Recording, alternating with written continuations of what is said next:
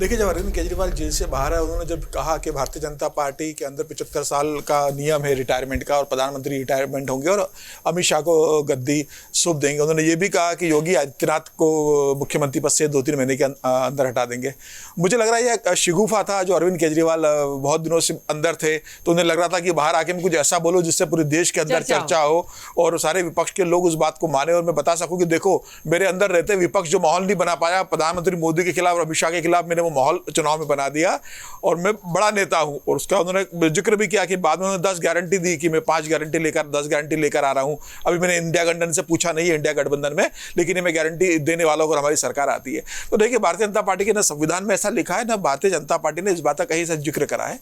यह बात शुरुआत कहां से हुई थी? 2014 में जब भारतीय जनता पार्टी की सत्ता केंद्र में पूर्ण बहुमत की बनी, अमित शाह जब राष्ट्रीय अध्यक्ष बने, तो पहले राष्ट्रीय कार्यकारिणी की बैठक में अमित शाह ने इस बात का जिक्र किया कि प्रधानमंत्री मोदी चाहते हैं कि जो 75 साल की उम्र पार कर चुके हैं वो नेता एक मार्गदर्शक की भूमिका में है और युवा और योग्य लोगों के लिए जगह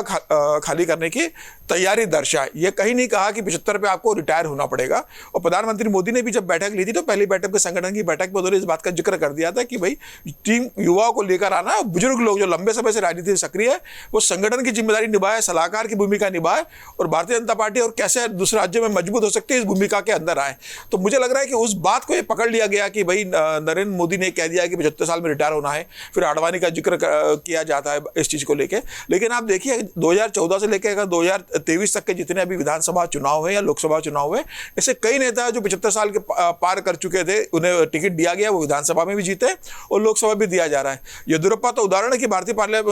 जनता पार्टी की सबसे सर्वोच्च बॉडी पार्लियामेंट्री बोर्ड के मेंबर 75 साल के होने के बाद हेमा मालिनी को दे दिया, हेमा मालिनी को टिकट दिया। बहुत लीडर्स ऐसे अगर नाम लिए जाएंगे, हाँ, कृपा शंकर सिंह भी है।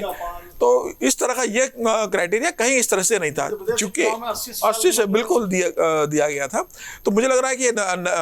अरविंद केजरीवाल शिवू का था और मुझे लगता है कि किसी भी पार्टी का एक तरीका होता है काम करने का, ये बताने का। रही बात स्वाति मालीवाल की, तो मुझे लगता है ये निश्चित रूप से अरविंद केजरीवाल और आम आदमी पार्टी के लिए एक बहुत बड़ी चुनौती है और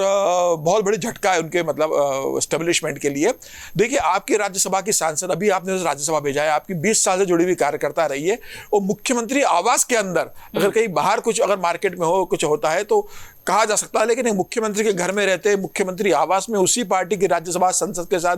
मुख्यमंत्री का निजी सचिव मारपीट करता है, तो मुझे लग रहा है निश्चित रूप से इस बात को अरविंद केजरीवाल तो कहीं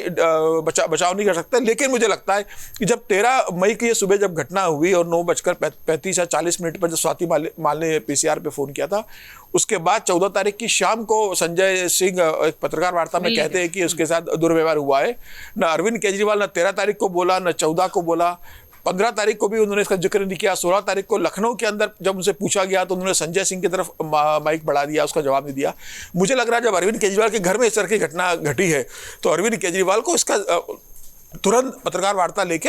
अपनी बाइट जरूर देना, क्लियरिटी करना चाहिए था कि जो भी हुआ है गलत हुआ है, दुर्भाग्यपूर्ण हुआ है, हमने कार्रवाई की है। ये कहा गया कि कार्रवाई करेंगे, लेकिन विभव कुमार के ऊपर कोई कार्रवाई नहीं हुई। वो आप देख रहे लगातार अरविंद केजरीवाल के साथ लखनऊ में भी गए थे, वो पंजाब के अंदर भी गए और मुझे लग रहा है ये पार्टी के चुनाव के मोड़ पर जब 25 तारीख को दिल्ली में वोटिंग है, और सिर्फ वोटिंग के बाद नहीं है,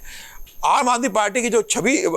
जिस दम पर आम आदमी पार्टी आई थी छवि पर, एक शराब घोटाले ने छवि को बहुत डैमेज करा है। और उसके बाद स्वाति मालीवाल का जो मामला हुआ, जिस तरीके से भारतीय जनता पार्टी इसको लेकर आक्रामक है, मुझे लग रहा है ये निश्चित रूप से मतलब हुआ और ये गलत है किसी भी महिला के साथ आप इस तरह करो। मुझे लगता है कि अगर स्वाति मालीवाल के मामले पर भी अगर मतलब अरविंद केजरीवाल चुप रहे तो राजनीति जिस दल के साथ होता है वो उस मामले को लेकर अपना मतलब दोहरा जो मापदंड होता है वो अपनाती है। ब्रजभूषण शरण सिंह का मामला आया था तो क्या किसी भारतीय जनता पार्टी के नेता ने उसको लेकर इतना मुखरता से बोला था कि वो नहीं बोला था? तो जब अपनी पार्टी के नेता के ऊपर इस तरीके मतलब महिलाओं के लेकर आरोप लगता है तो सारी पार्टी उसके अंदर अपने आप को बचाने की कोशिश करती है, चाहे वो भारतीय जनता पार्टी हो चाहे आम आदमी पार्टी हो। महिलाओं के सम्मान के लिए सारी पार्टियां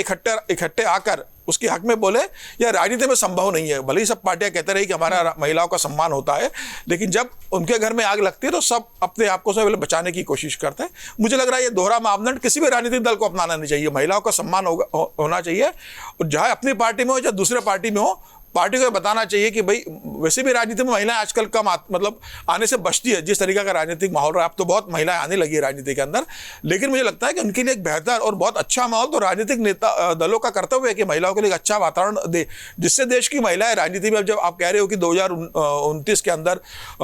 33% आप लागू करोगे महिला आरक्षण, तो इतनी बड़ी संख्या महिलाओं की लोकसभा में, विधानसभा के अंदर रहेगी, भारतीय जनता पार्टी के संगठन या दूसरे राजनीतिक दलों के संगठन में रहेगी। तो सभी राजनीतिक दलों का कर्तव्य है कि महिलाओं के लिए एक बहुत अच्छा वातावरण करे, और किसी भी महिला के अगर कोई महिला आरोप लगाती है, किसी महिला के साथ गलत होता है, तो कोई भी राजनीतिक दल हो उसको महिलाओं के पक्ष में इस मामले को उठाना चाहिए, राजनीतिक एक तरफ रख देना चाहिए, मेरा ये मानना है। अगर आप ये वीडियो YouTube पर देख रहे हैं तो हमारे चैनल को सब्सक्राइब करें और बेल आइकन को दबाना ना भूलें। अगर आप Facebook पर ये वीडियो देख रहे हैं तो हमारे पेज को लाइक करें।